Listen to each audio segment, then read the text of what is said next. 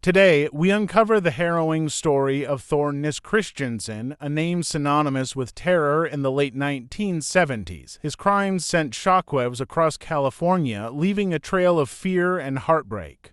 How did an intelligent young man descend into the depths of murder and mayhem?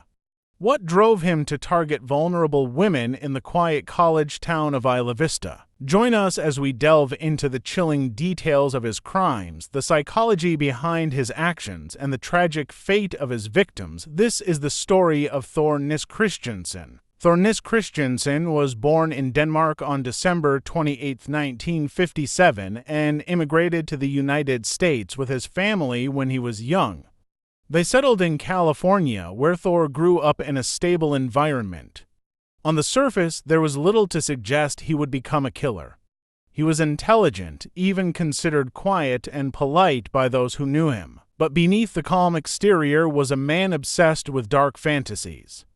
Thor's descent into murder began in 1976 when he committed his first known killing. His victims were young, college-aged women, often students at the University of California, Santa Barbara. These women were lured under the guise of normal interactions but were met with unspeakable violence. Thor had a chilling pattern. He preyed on women hitchhiking along California's highways, a common and generally safe practice at the time. His first known victim, Mary Ann Saris, was just 19 years old when she disappeared.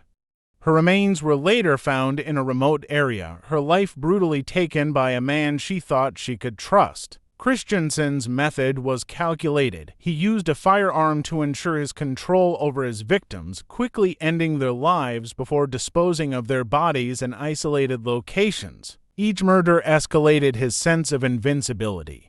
Over the next few years, Thor would claim at least 3 more lives: Patricia Laney, Laura Sue Benjamin, and Jackie Rook. Their disappearances left the community in fear, with few clues to lead investigators to their killer.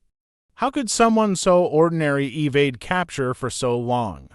What drove him to commit such horrific acts repeatedly? Thor's motives were as complex as they were disturbing. Experts believe his crimes were fueled by a deep sense of rejection and resentment.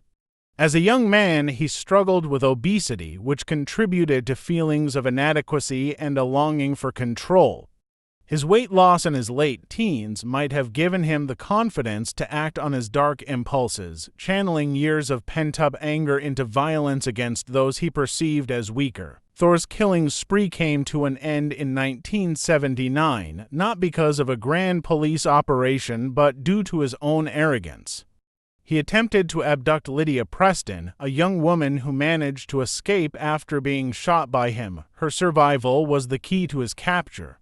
Lydia provided authorities with critical details, including a description of Thor and his vehicle. In July 1979, Thor Nis Christiansen was arrested.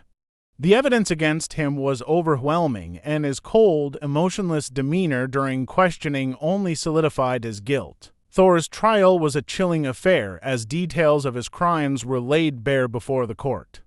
In 1980, he was convicted of multiple murders and sentenced to life in prison. He showed little remorse for his actions, further cementing his legacy as one of California's most chilling killers. Stay tuned as we continue to delve into the darkest corners of humanity, unraveling the stories of history's most notorious criminals. This is the Criminal Department,